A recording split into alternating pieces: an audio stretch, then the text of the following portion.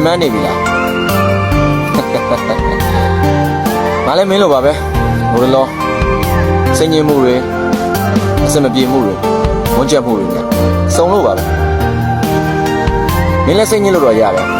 ဒါပေမဲ့စိတ်တကြနေလို့တော့မရဘူးငါတို့လူဘဝကြီးဆိုတာကရုပ်တရုပ်တရုပ်လိုမျိုးပဲရုပ်တရုပ်တရုပ်ကောင်းကောင်းကနိုင်မှုအတွက်ကာကျိုးတွေစုံလင်မှုလိုအပ်တယ်ကျိုးတွေမပြတ်တတ်ဖို့လိုအပ်တယ်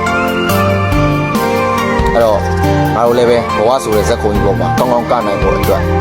စိတ်သက်ခွန်အားဆိုတဲ့ကျိုးတွေမပြတ်တတ်ဖို့အတွက်လိုအပ်တယ်အရင်စိတ်ညစ်မနေပါနဲ့မင်းကလူတော်တယောက်ပါအခုငါတို့ကြုံတွေ့နေရတဲ့အဆင်မပြေမှုတွေကနောက်တစ်ချိန်မှာကြီးစရာဟာသားလေးတွေဖြစ်လာမှာကွာ